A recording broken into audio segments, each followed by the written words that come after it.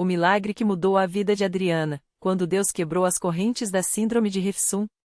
Adriana Oliveira tinha apenas 28 anos, mas seu corpo já parecia o de uma mulher bem mais velha. Os médicos tinham dado o diagnóstico há 3 anos, síndrome de Refsum, uma doença genética rara que afetava seu sistema nervoso, causando fraqueza muscular progressiva, problemas de visão e uma fadiga tão intensa que, nos últimos meses, ela mal conseguia sair da cama. Os exames mostravam níveis altíssimos de ácido fitânico no sangue, e os neurologistas eram claros: não havia cura. Você vai precisar de cadeira de rodas em breve, disseram. As palavras ecoavam em sua mente como uma sentença. Mas o pior não era só o corpo traindo-a. Era ver o desespero no olhar da mãe, Dona Maria, que já havia vendido as poucas joias que tinha para pagar consultas e remédios que nem sempre faziam efeito. Era ouvir o silêncio constrangedor do marido, Carlos, um homem simples que trabalhava como motorista de aplicativo, mas que, aos poucos, ia se afastando, incapaz de lidar com a ideia de ser cuidador de uma esposa doente pelo resto da vida. Até quando, Deus, Adriana chorava à noite, apertando contra o peito a Bíblia que ganhará da avó, mas que há meses estava fechada, coberta de poeira. Até que, numa tarde de quarta-feira, quando a dor nas pernas era tão forte que ela não conseguiu nem se levantar para tomar banho, Dona Maria entrou no quarto com um folheto amarelo nas mãos. Minha filha, a vizinha da frente, a irmã Clara, me falou de uma igreja onde Deus faz milagres. Ela disse que lá não tem doença que resista. Vamos tentar? Adriana queria acreditar, mas o ceticismo falava mais alto. Mãe, já fui em tanta igreja. Nada mudou. Mas o desespero era maior que a dúvida. Naquela noite, com a ajuda da mãe, ela se arrastou até o carro e, pela primeira vez, entrou na Igreja Universal do Reino de Deus. O que Adriana viu ali foi diferente de tudo que já havia experimentado. Não eram só os hinos animados ou as palavras do pastor, mas a fé palpável que parecia flutuar no ar. No meio do culto, quando o pastor pediu que quem estivesse com uma enfermidade se levantasse para receber oração, Adriana hesitou. Suas pernas tremiam, mas uma força que não era sua fez se apoiar no banco à frente, com lágrimas nos olhos, dar alguns passos cambaleantes até o altar. Foi então que sentiu mãos fortes se apoiarem em seus ombros. Irmã, Deus vai te curar hoje, disse uma obreira, enquanto outra ungia sua testa com óleo sagrado. O pastor, com voz firme e cheia de autoridade, começou a orar: em nome de Jesus, eu quebro toda maldição de doença neste corpo. Saia, espírito de enfermidade, em nome do Senhor. Adriana sentiu algo estranho percorrer seu corpo, como uma corrente elétrica. As pernas, que há meses ardiam em dor, de repente pareciam leves. Ande, minha filha. Caminhe em nome de Jesus, ordenou o pastor. Com medo, mas obedecendo, ela deu um passo, depois outro, e outro. Sem muletas, sem apoio. O auditório explodiu em glórias a Deus. É um milagre, gritava alguém.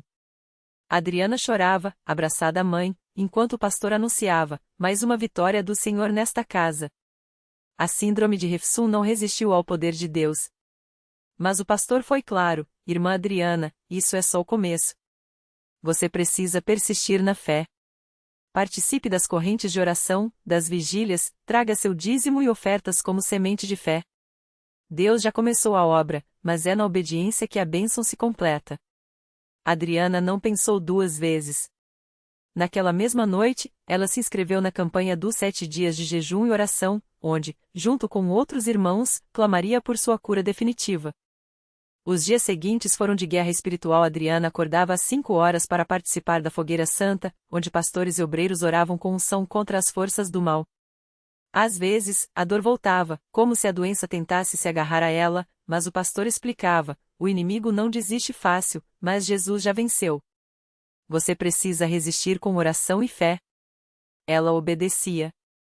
Todos os dias, depois do trabalho, porque, milagrosamente, ela já conseguia voltar a dar aulas de reforço escolar, e à igreja. Participava das correntes de libertação, onde irmãos oravam uns pelos outros com lágrimas e clamores. Em uma dessas noites, enquanto o pastor impunha as mãos sobre ela, Adriana sentiu algo sair de seu corpo, como um peso sendo arrancado. Estou livre, gritou, caindo no chão, mas não de fraqueza desta vez, era o Espírito Santo enchendo-a de paz. Os exames vieram uma semana depois. O médico, espantado, olhou os resultados e balançou a cabeça. Isso não é possível. Seus níveis de ácido fitânico estão normais. É como se você nunca tivesse tido refsum. Adriana sorriu, segurando o papel com mãos que não tremiam mais. Doutor, eu sei quem me curou. A transformação de Adriana não foi só física. Seu casamento, que estava por um fio, foi restaurado. Carlos, que no início duvidava, foi com ela a um culto e, ao ver a mudança, se ajoelhou no altar e entregou a vida a Jesus. Hoje, os dois servem na igreja como obreiros, ajudando outros que chegam com doenças e aflições. Deus não só me curou, Ele me deu um propósito, diz Adriana, emocionada, toda vez que dá seu testemunho no altar. E a lição que ela aprendeu? A fé sem obras é morta. Não adianta só pedir o milagre, é preciso lutar por ele. Na Igreja Universal, eu aprendi que a vitória vem quando a gente obedece, ora, jejua, dá o dízimo, participa das campanhas e não desiste, mesmo quando parece impossível. Deus honra quem honra Ele. Hoje, Adriana corre, dança, trabalha e, acima de tudo, testemunha do poder de Deus para quem quiser ouvir. Porque, como ela mesma diz, se Deus fez por mim, Ele pode fazer por você. Basta acreditar e não soltar a mão dele. Na mesma igreja onde Adriana recebeu seu milagre, um jovem chamado Lucas chegava arrastando os pés, o coração pesado como chumbo. Aos 22 anos, ele era viciado em drogas há 6. A família já tinha perdido as esperanças, mãe chorava todas as noites, o pai se afastou, e os irmãos nem olhavam mais em seus olhos. Eu era um morto-vivo, confessou depois.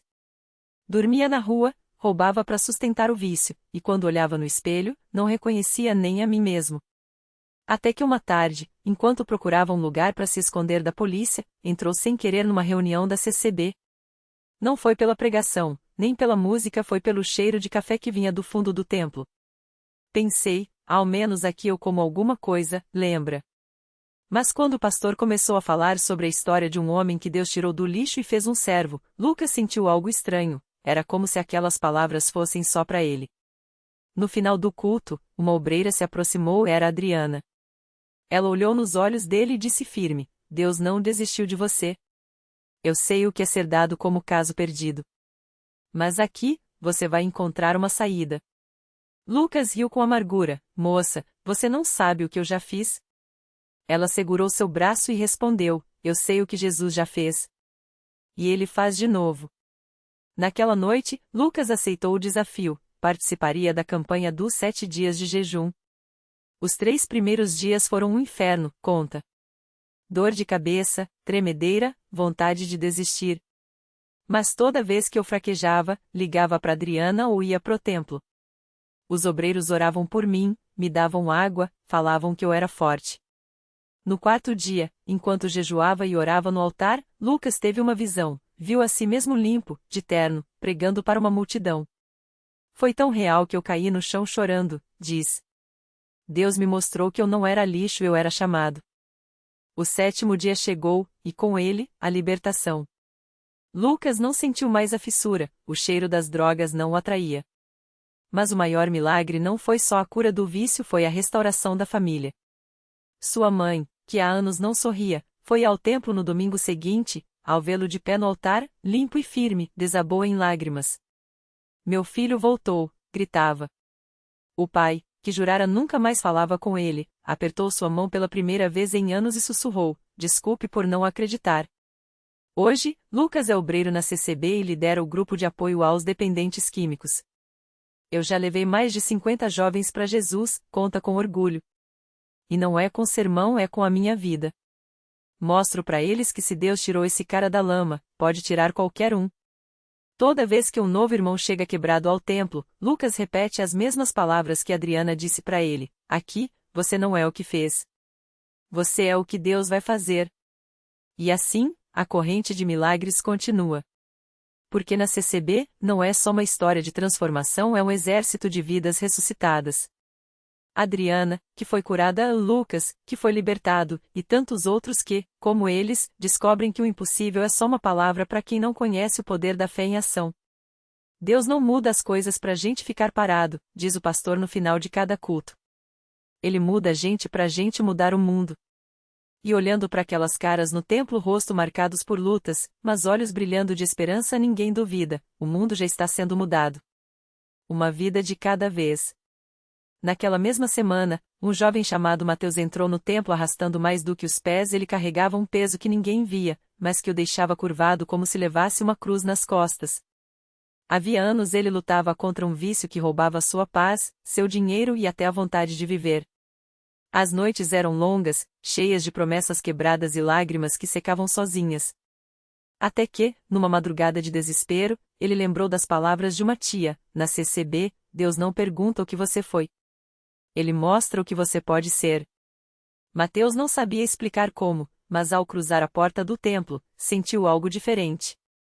Não eram só os hinos que encheram seu peito de uma estranha paz, nem apenas as mãos estendidas dos irmãos que o receberam sem julgamento. Era como se o ar ali dentro carregasse uma força capaz de quebrar correntes. Quando o pastor chamou os que precisavam de libertação à frente, suas pernas tremeram, mas seus pés obedeceram. Ele não chorou. Não gritou. Apenas se ajoelhou, e naquele silêncio, ouviu uma voz dentro dele dizer: chega. Os dias seguintes não foram fáceis. As tentações voltavam como ondas, mas agora Mateus tinha algo que não tinha antes: um exército ao seu lado. Irmãos que ligavam para saber como ele estava, que oravam com ele nos momentos de fraqueza, que o lembrava que a vitória não era dele, era de Deus trabalhando nele. Uma noite, depois de um culto de libertação, ele olhou para as próprias mãos e percebeu: não tremiam mais. Não pelo vício, mas pela presença de algo maior que agora morava dentro dele. Hoje, Mateus está na frente do templo todas as terças-feiras, recebendo os que chegam como ele chegou, quebrados, com medo, mas dispostos a acreditar. Ele conta sua história sem vergonha, porque sabe que cada cicatriz é um testemunho. Eu não sou ex-viciado, ele diz, sorrindo. Sou um milagre em progresso. E aqui, todo mundo é. Enquanto isso, do outro lado da cidade, a irmã Clara, uma senhora de cabelos brancos e mãos calejadas de tanto trabalhar, enfrentava uma batalha que nenhum médico conseguia vencer. Os exames mostravam um quadro grave, e os médicos davam poucas esperanças. Mas Clara não olhava para os laudos. Ela olhava para o altar. Todas as manhãs, antes do sol nascer, ela estava no templo, de joelhos, repetindo: Senhor, eu creio. Ajuda a minha incredulidade. Uma tarde, durante um culto de oração, o pastor pediu que todos que precisavam de um milagre na saúde se levantassem. Clara se ergueu devagar, apoiada na bengala que há meses era sua companheira. Quando as mãos foram impostas sobre ela, não houve relâmpagos nem vozes do céu.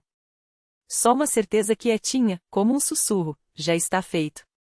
Na semana seguinte, os novos exames deixaram os médicos boquiabertos. Não havia mais vestígios da doença. Isso não tem explicação científica, disseram. Clara apenas sorriu e respondeu: mas tem explicação divina. Agora, toda vez que alguém pergunta como ela foi curada, Clara aponta para o templo e diz: não foi a medicina. Não foi sorte. Foi a fé que move montanhas e a CCB que me ensinou a ter essa fé. E assim, como grãos de areia que se juntam para formar uma praia, cada história se soma a outra. O jovem que superou a depressão. A mãe que viu o filho voltando do mundo das drogas. O casal que quase se separou e hoje renova os votos no altar. Não são coincidências. São provas de que, quando Deus põe a mão, nada fica como antes. No último domingo, o pastor olhou para a congregação lotada e fez uma pergunta simples: quem aqui já foi um caso perdido? Quase todas as mãos se levantaram. Ele sorriu, porque sabia que aquelas mãos erguidas não eram só um gesto, eram bandeiras de vitória. Isso aqui não é igreja, ele disse, com a voz embargada. Isso aqui é um hospital de almas. Um quartel de guerrilheiros da fé. Um lugar onde o impossível se rende. E enquanto os hinos ecoavam pelas paredes, e os abraços selavam alianças de irmandade, uma verdade ficava clara como o sol do meio-dia: na CCB, milagre não é exceção. É a rotina. Porque quando o povo de Deus se une em um só propósito, amor, fé e obediência, até o inferno treme. E o céu? O céu aplaude de pé. Naquela mesma noite, enquanto as famílias se despediam no pátio da igreja, uma mulher chamada Marisa se aproximou do pastor com os olhos cheios d'água. Ela segurou com força a Bíblia que trazia debaixo do braço, como se fosse um escudo. Pastor, o senhor lembra de mim? Eu era aquela que chegava aqui arrastando os pés, com o coração mais duro que pedra. Diziam que eu nunca ia mudar. O pastor a reconheceu na hora. Como esquecer aquela irmã que, há 2 anos, chegará à igreja depois de uma briga feia com o marido, as crianças chorando no banco de trás do carro? Ela mal conseguia olhar nos olhos das pessoas, tão envergonhada estava das marcas que a vida havia deixado nela. Mas naquela noite, seu rosto brilhava. Hoje meu marido foi batizado, ela disse, a voz trêmula. Ele que nunca queria nem ouvir falar de Deus. E sabe como foi? Ele sonhou com o Senhor, pastor. Sonhou que o Senhor estava de pé na porta da nossa casa, segurando uma vela acesa, e falava: Deus está esperando você aqui dentro. Quando ele acordou, me acordou também e disse: Vamos. Hoje a gente vai. O pastor abençoou aquela família ali mesmo, no meio do pátio, enquanto irmãos ao redor se reuniam em círculo, orando e agradecendo. Não era o primeiro milagre daquele dia. Mais cedo, durante o culto, um jovem que havia chegado à igreja viciado em drogas há 6 meses subiu ao púlpito para dar seu testemunho. Com a camisa ainda úmida de suor porque havia trabalhado o dia todo para ajudar a construir o novo salão da igreja, ele contou como, depois de uma noite de oração dos irmãos, acordou com um desejo estranho: não queria mais a droga. Não sentia falta. Não tinha vontade. Foi como se Deus tivesse tirado aquilo de mim enquanto eu dormia, ele disse, e a congregação explodiu em glórias. Mas o que mais comovia o pastor não eram só as histórias grandiosas, eram os detalhes pequenos que só Deus poderia orquestrar. Como a irmã Clara, que há anos orava pelo filho rebelde, naquela manhã, recebeu um telefonema dele: Mãe, eu tô na rodoviária. Pode me buscar? Eu quero ir com você na igreja. Ou como o irmão João, que depois de anos desempregado chegou em casa com um envelope no bolso, uma proposta de trabalho que apareceu do nada, justamente no dia em que ele havia decidido entregar seus problemas nas mãos de Deus durante a reunião de oração. Enquanto o pastor caminhava entre os irmãos, ouvindo cada relato, sentia o peso glorioso da responsabilidade. Não era ele quem operava aqueles milagres. Era o Espírito Santo, movendo-se livremente entre um povo que acreditava de verdade. Um povo que não apenas pedia, mas obedecia. Que não apenas sonhava, mas trabalhava. Que não apenas chorava, mas lutava de joelhos. E assim, outra semana começava na CCB. Outra página de história sendo escrita com lágrimas de alegria, sorrisos de quem foi resgatado e a certeza inabalável de que, onde a fé é do tamanho de um grão de mostarda, Deus faz coisas que deixam até os anjos de boca aberta. Porque milagre, mesmo, não é só curar o corpo ou resolver um problema. Milagre é transformar um coração. E ali, entre aquelas paredes simples, corações eram transformados todos os dias. Naquela terça-feira à noite, o salão da igreja estava lotado como sempre, mas havia algo diferente no ar. Uma expectativa que não vinha só dos irmãos, mas parecia pairar sobre todos, como se o próprio céu estivesse inclinado para ouvir as orações que subiriam dali a pouco. O obreiro José, homem de poucas palavras mas de muita oração, sentiu um arrepio na nuca enquanto observava a multidão. Ele sabia que aquela noite não seria igual às outras. Entre os presentes estava a irmã Maria, uma senhora de mãos calejadas e olhos cansados, mas com uma fé que nem os anos de luta tinham conseguido apagar. Ela chegara cedo, como sempre, e se ajoelhara no banco da frente, onde sua filha, a jovem Ana, de apenas 16 anos, estava sentada com o rosto marcado pelas lágrimas. Ana não falava, não reagia, não comia direito havia semanas. Os médicos tinham dado um nome complicado para aquilo, falado em remédios caros e tratamentos longos, mas Maria sabia que ali, naquele lugar simples, onde o chão era de cimento e as paredes não tinham pintura luxuosa, havia algo que nenhum hospital poderia oferecer: o poder de Deus. Quando o culto começou, o coral entoou hinos que pareciam tocar direto na alma. As vozes se uniam, não com perfeição técnica, mas com uma unção que fazia até os mais duros corações amolecerem. Ana, que até então estava imóvel, começou a balançar levemente a cabeça, como se alguma coisa dentro dela estivesse tentando despertar. Maria segurou sua mão com mais força, sussurrando: É hoje, minha filha. Hoje ele vai te tocar. O pastor subiu ao púlpito e, sem nem precisar ser avisado, seus olhos se voltaram para Ana. Ele não sabia o nome dela, não conhecia sua história, mas o Espírito Santo já havia falado ao seu coração. Com voz firme, mas cheia de compaixão, ele disse: tem alguém aqui que está preso em trevas, mas Deus está dizendo que hoje é o dia da libertação. Em nome de Jesus, as correntes se quebram. Foi como se uma descarga de energia divina percorresse o salão. Ana estremeceu, seus dedos se contraíram nos de Maria, e então, de repente, ela abriu os olhos bem grandes, como se estivesse vendo algo que ninguém mais conseguia enxergar. Um grito abafado saiu de sua garganta, não de dor, mas de algo entre alívio e espanto. As lágrimas agora escorriam livremente, mas eram diferentes, que eram lágrimas de quem acabará de nascer de novo. Maria não aguentou. Caiu de joelhos ao lado da filha, louvando a Deus em voz alta, enquanto os irmãos ao redor começavam a se levantar, uns chorando, outros levantando as mãos, todos sentindo que estavam testemunhando algo sagrado. Ana, aos poucos, começou a murmurar palavras. Primeiro, só sons confusos, depois, frases soltas: mãe, eu vejo luz, e eu sinto, eu estou livre. O obreiro José, que observava tudo de longe, sentiu seus olhos arderem. Ele se lembrou de quando, anos antes, fora resgatado das drogas pelas mãos da mesma igreja, do mesmo Deus. Sabia que aquilo não era teatro, não era coincidência. Era o milagre que só a fé verdadeira pode atrair. Quando o culto terminou, Ana estava abraçada à mãe, falando sem parar, como se precisasse compensar todo aquele tempo de silêncio. Os médicos depois diriam que era inexplicável, que as remissões espontâneas eram raras, mas ali, entre aqueles irmãos, ninguém precisava de explicações científicas. Eles tinham visto com seus próprios olhos, Deus havia tocado aquela jovem. E assim, mais uma história de vitória era escrita na CCB. Não com holofotes ou propagandas, mas com lágrimas, abraços e a certeza de que, quando um povo se une em fé, o céu não fica indiferente. Porque milagre mesmo não é só o que se vê, é o que se sente no coração. E naquela noite, muitos corações foram curados, muitos foram renovados, e mais uma vez, o nome do Senhor foi glorificado entre os simples, os que creem sem ver, mas que, no final, sempre acabam vendo a mão de Deus agindo. A conclusão do milagre. Os dias seguintes foram de assombro. Os exames, antes repletos de sombras, agora mostravam apenas tecidos sadios, como se a doença nunca tivesse existido. A jovem, antes frágil, levantou-se do leito com uma força que não vinha dos remédios, mas de algo maior. Seu sorriso, que por meses havia se apagado, voltara mais brilhante não pela ausência da dor, mas pela presença de uma paz que só quem é tocado pelo divino conhece. Na igreja, a notícia se espalhou como fogo em palha seca. Não houve alarde, nem cartazes anunciando um grande milagre. Apenas mãos dadas, lágrimas de gratidão e um murmúrio sincero: Deus é fiel.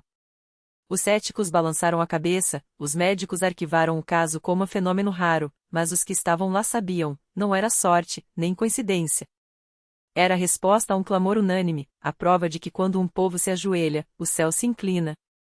A reflexão que fica. Há milagres que não precisam de provas, porque sua maior evidência está no coração transformado. Aquela jovem não foi curada apenas no corpo, foi renovada na alma. E os que testemunharam não saíram dali apenas com uma história para contar, mas com uma certeza para levar: Deus não abandonou o trono. Ele ainda ouve o gemido dos que sofrem, ainda seca lágrimas com suas próprias mãos, ainda escolhe revelar-se não nos palácios, mas nos casebres, não entre os sábios, mas entre os que, humildes, o buscam com fé de criança. A lição que permanecerá. O verdadeiro milagre não está apenas no que Deus faz, mas no que Ele nos ensina através do que faz. Aquela noite revelou 3 verdades eternas. 1. A fé não é a certeza de que Deus agirá como queremos, mas a confiança de que Ele agirá como deve, e seu andeve é sempre melhor que nosso querer. 2. A união em oração não move Deus a fazer nossa vontade, mas nos move a aceitar a dele, e nisso está a maior vitória. 3. Os maiores milagres não são os que mudam nossas circunstâncias, mas os que mudam nosso coração, porque uma alma curada é mais valiosa que um corpo são. E assim, enquanto a jovem voltava a viver, os que a rodeavam aprendiam que milagre não é só a cura inesperada, mas a graça de crer mesmo quando a cura tarda. Porque no final, a maior prova de que Deus está presente não é a ausência do sofrimento, mas a sua presença no sofrimento e a certeza de que, no tempo dele, até as lágrimas se transformam em canções de vitória. Eles venceram pelo sangue do Cordeiro e pela palavra do seu testemunho, AP 12 horas e 11. E aquela noite, na simplicidade de uma igreja sem luxo, mais uma vez, o testemunho falou mais alto que qualquer dúvida.